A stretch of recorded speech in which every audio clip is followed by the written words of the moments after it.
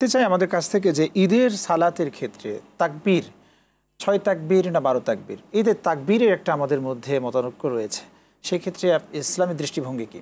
এটা নিয়ে আসলে মানে মতানৈক্যটা অনাকাঙ্ক্ষিত, মতানৈক্যটা এটা অপ্রত্যাশিত। এটা খুব মানে আমাদের এই যে তাকবীর বলছে, মানে রাসূল সাল্লাল্লাহু আলাইহি ওয়াসাল্লাম বলছে ওয়ালি তুকাব্বিরুল্লাহ আলা মা হাদাকুম, তাকবীর তোমরা বেশি বেশি দিবে। এখন এই বেশি বেশির সংখ্যাটা কত? ৩ বেশি, ৬ বেশি, ৯ বেশি, ১২ বেশি না আরও বেশি? তো এই সংখ্যাটা নির্দিষ্ট করে রাসূলুল্লাহ সাল্লাল্লাহু আলাইহি ওয়াসাল্লাম সংখ্যাটা বলে দেননি।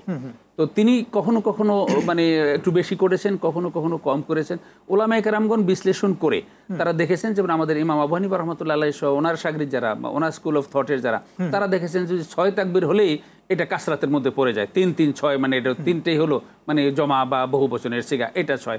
আবার কেউ কেউ ৯, কেউ কেউ ১২ বলেছেন। এই সবগুলোই করা বৈধ, শুধু একটা জিনিসই অবৈধ, এটা নিয়ে মানে ঝগড়াঝাটি করা, এটা নিয়ে দ্বন্দ্ব সংঘাত করাটাই অবৈধ। ৬ করলেও নামাজের কোনো ক্ষতি হবে না, ১২ করলেও নামাজের কোনো ক্ষতি। জাযাকাল্লাহ, উত্তর আমরা পেয়েছি আলহামদুলিল্লাহ। অনলাইনে আমাদের থেকে জানতে চেয়েছেন একজন ভাই যে রমাদান হলো তাকওয়া অর্জনের মাস, আমরা এই তাকওয়া বলতে কি বুঝি, তাকওয়া কাকে বলে, তাকওয়ার গুরুত্ব তাৎপর্য খুব সংক্ষেপে জানতে চাই। আসলে এটা তো সংক্ষেপে বলা বড় মুশকিল, এটা লম্বা একটা আলোচনা, তবুও আমরা যতটুকু সংক্ষেপে যেটুকু বলা যায় সেটুকু বলি। এই প্রশ্নটাই হযরত ওমর রাদিয়াল্লাহু তাআলা আনহু উবাই বিন কাব রাদিয়াল্লাহু তাআলা আনহুকে বলেছিলেন যে আপনি তো রাসূল সাল্লাল্লাহু আলাইহি ওয়াসাল্লামের কাছে থেকেছেন, তো তার মানে ব্যাখ্যা থেকে, তার কাছ থেকে জেনে একটা প্রায়োগিক তাকওয়ার উদাহরণ আমাদেরকে দিতে পারেন কিনা। তখন উনি একটা উদাহরণ দিয়েছিলেন যে তাকওয়াটা হলো এরকম যে মনে করেন কোনো একটা কাঁটাবনের মাঝখান দিয়ে একটা রাস্তা, তো সেই রাস্তাটা কীরকম হবে? আমরা সাধারণত জানি সেই রাস্তায় কাঁটা পড়বে, ডান দিক থেকে কাঁটা ঝুলে থাকবে, বাম দিক থেকে ঝুলে থাকবে, নিচে কাঁটা পড়ে থাকবে, উপরে কাঁটা ঝুলে থাকবে। তো বললেন যে এরকম একটা কাঁটা বনের ভিতর দিয়ে যে রাস্তাটা আছে, এই রাস্তা একজন পথিক যতটা সতর্কভাবে অতিক্রম করবে, তার জামা কাপড়গুলো গুটিয়ে নেবে এমনভাবে যাতে মানে কাঁটা আঘাত না করে, তার শরীরটা খুব সতর্কতার সাথে সে সামনের দিকে অগ্রসর করবে যেন তাকে কাঁটা ক্ষতবিক্ষত করতে না পারে, রক্তাক্ত করতে না পারে। এইভাবে পুরো রাস্তাটা যদি অতিক্রম করে যেতে পারে, তাহলে তার এই রাস্তা অতিক্রম করার পদ্ধতির নাম হলো তাকওয়া। আর যিনি অতিক্রম করতে পারলেন তিনি হলেন মুত্তাকি। তো এইটার বাস্তব প্রয়োগটা কি? বাস্তব প্রয়োগটাই উদাহরণটা হলো যে রাসূলুল্লাহ সাল্লাল্লাহু আলাইহি ওয়াসাল্লামের সাহাবী যে ব্যাখ্যাটা দিলেন সেটা হলো আল্লাহ রাব্বুল আলামিন এই দুনিয়াতে আমাদেরকে পাঠিয়েছেন, নানা রকমের নাজ নিয়ামত দিয়েছেন, শয়তান চতুর্দিকে নানা রকমের কাঁটা ছড়িয়ে ছিটিয়ে রেখেছে, মিথ্যার কাঁটা, শিরকের কাঁটা, বিদাতের কাঁটা, অহংকারের কাঁটা, মুনাফিকের কাঁটা, নানা রকমের অনৈতিকতার কাঁটা এখানে সেখানে ছড়িয়ে রেখে দিয়েছেন। আল্লাহ রাব্বুল আলামিন তার নবী রাসূল পাঠিয়ে, কিতাব পাঠিয়ে মাঝখান দিয়ে একটা রাস্তা তৈরি করেছেন, সিরাতে মুস্তাকিম। সেই সিরাতে মুস্তাকিম ধরে প্রত্যেকটা বান্দা এমনভাবে যাবে যে শয়তানের ছড়িয়ে ছিটিয়ে থাকা কোনো একটা কাঁটাও তাকে স্পর্শ করতে পারবে না। খুব সচেতনভাবে, খুব সচেতনভাবে। এই জন্য লাআল্লাকুম তাত্তাকুনের অনুবাদ অনেকে করেন যে যাতে তোমরা সাবধান হয়ে চলতে পারো, আল্লাহ সচেতন হতে পারো। হ্যাঁ, যাতে সচেতন হতে পারো। তো সেই জন্য অত্যন্ত সচেতনভাবে যাবে যাতে কোনো একটা এই অনৈতিকতা তাকে স্পর্শ করতে না পারে।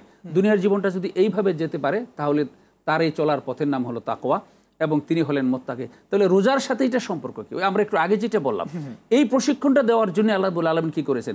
রমজান মাসে হারামগুলো বর্জনের পাশাপাশি হালাল সহ বর্জন করে প্রশিক্ষণ দিয়েছেন, যাতে করে পরবর্তী 11 মাস তুমি হারামগুলো বর্জন করে চলতে পারো। যদি আমরা হারামগুলো বর্জন করে চলতে পারি তাহলে আমাদের মধ্যে তাকওয়া হয়েছে। রমজান থেকে আমরা তাকওয়া পেলাম না, এটার মাপকাঠি, এটা তো বিএসটিআই থেকে টেস্ট করে আমাদেরকে রিপোর্ট দিতে পারবে না। এটার মাপকাঠি হলো যে আমরা রমজানের পরে বাকি 11 মাস আমরা কি ওই হারামগুলো বর্জন করতে পারলাম কি পারলাম না? যদি পারি তাহলে তাকওয়া অর্জিত হয়েছে। জি আলহামদুলিল্লাহ শেখ, আমরা আপনার থেকে অনেক প্রশ্নের উত্তর পেয়েছি আলহামদুলিল্লাহ। আমাদের অনলাইনে অনেক বন্ধুরা জানতে চেয়েছেন যে আমাদের সন্তানদেরকে কতটুকুন বয়সে রোজা রাখার প্র্যাকটিস করাতে পারি? জি, এটা আসলে কোরআন এবং হাদিসে সুনির্দিষ্ট কোনো বয়স বলে দেয়া হয়নি। আচ্ছা, সালাতের ক্ষেত্রে বলে দেয়া হয়েছে মুরু আওলাদাকুম বিস-সালাতি ইযা বালাগু সাবআ সিনিন, যে তোমার বাচ্চাদের বয়স যখন 7 বছর হয়ে যাবে তখন তাদেরকে নামাজের আদেশ করো, নামাজ প্র্যাকটিস করানো শুরু করো। এবং 10 বছরে গেলে ওয়াদরিবুহুম আলাইহা ইযা বালাগু 10 সিনিন, 10 বছরে যখন যায় তখন তাদেরকে প্রয়োজনে শাসন করো তাদের নামাজ আদায় করার জন্য। ওয়াফাররিকু বাইনা মাদাজিহিম, তাদের বিছানাপত্র সেপারেট করে দাও।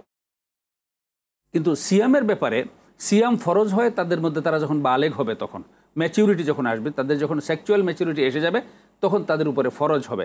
কিন্তু যে কোনো কাজ ফরজ হওয়ার সাথে সাথে আদায় করতে হলে তার আগে থেকেই তার অনুশীলন শুরু করতে হয়।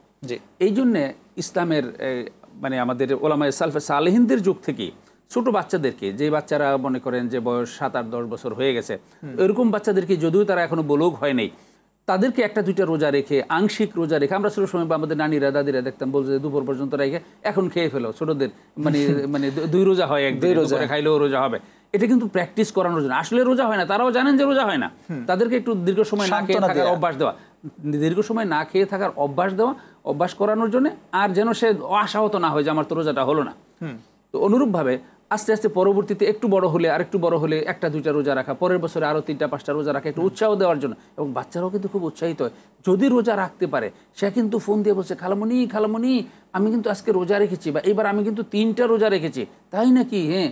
তো এরকম ছোট বাচ্চাদেরকে আস্তে আস্তে আমরা অনুশীলন করাবো, যাতে করে তারা রোজার ব্যাপারে অভ্যস্ত হতে পারে। এবং কি আগে যদি কোনো অভ্যাস না করায়, তারা যখন কলেজে বা স্কুলে 7-8 পরের সময়টা ছেলে মেয়েদের মধ্যে সাধারণত তাদের ব্লকটা আসে, তাদের ম্যাচুরিটিটা আসে, সেক্সুয়াল ম্যাচুরিটিটা। তখন এর আগে যদি কোনো প্র্যাকটিস না থাকে, হঠাৎ করে যখন তাদেরকে বলা হবে যে তোমরা রোজা রাখো, তখন তাদের জন্য অনেক কঠিন হয়ে যাবে, অনেক কষ্টকর হয়ে যাবে। এই জন্য একটু আগে থেকেই 2টা একটা রোজা রেখে, মানে বছরে 2, 4, 5টা রেখে, পরের বার আরো 10টা 20টা রেখে, বুলুগে যাওয়ার আগ পর্যন্ত যেন তারা রোজা রাখার ব্যাপারে একটা অভ্যাস তাদের মধ্যে গড়ে ওঠে, যাতে যখন তাদের উপর রোজাটা ফরজ হয়ে যাবে তখন যেন তারা এটা তেমন কোনো কষ্ট না হয়। জাযাকাল্লাহ, আমরা চমৎকার উত্তর পেয়েছি।